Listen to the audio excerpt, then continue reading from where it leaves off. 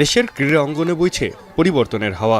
যুব ক্রীড়া মন্ত্রণালয়ের নবনিযুক্ত প্রতিমন্ত্রী এবং জাতীয় ফুটবল দলের সাবেক অধিনায়ক আমিনুল হকের হাত ধরে গ্রহণ করা হয়েছে 9টি উল্লেখযোগ্য কর্মসূচি। আধুনিক ও পেশাদার ক্রীড়া কাঠামো গড়ে তোলাই এখন সরকারের মূল লক্ষ্য। প্রতিমন্ত্রীর প্রথম ও প্রধান উদ্যোগ হল খেলাধুলাকে একটি আধুনিক পেশা হিসাবে প্রতিষ্ঠিত করা।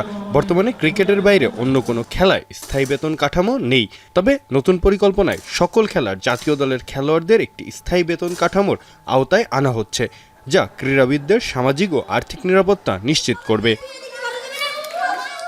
তৃণমূল থেকেও প্রতিভা অন্বেষণে গুরুত্ব দিয়ে জাতীয় শিক্ষাক্রমে 4র্থ শ্রেণী থেকেই খেলাধুলা বাধ্যতামূলক করার সিদ্ধান্ত নেওয়া হয়েছে। পাশাপাশি নতুন করে স্পোর্টস কর্মসূচির মাধ্যমে 12 থেকে 14 বছরের প্রতিভাবান শিক্ষার্থীদের মধ্যে বিশেষ বৃত্তি প্রদান করা হবে, যাতে পড়াশোনার পাশাপাশি তারা খেলাধুলায় মনোনিবেশ করতে পারে।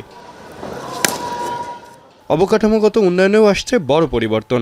দেশের 64 জেলায় ইনডোর সুবিধা সম্পন্ন স্পোর্টস ভিলেজ নির্মাণের পরিকল্পনাও নেওয়া হয়েছে। এছাড়া উপজেলা পর্যায়ে ক্রীড়া অফিস স্থাপন এবং দক্ষ অফিসার নিয়োগের মাধ্যমে গ্রামীণ জনপদেও আধুনিক খেলার সুযোগ সুবিধা পৌঁছে দেওয়া হবে। এই উদ্যোগগুলো বাস্তবায়িত হলে বাংলাদেশের ক্রীড়াঙ্গনে এক নতুন উচ্চতায় পৌঁছাবে বলেই আশা করা যাচ্ছে। মাহফুজা আহমেদ, এখন।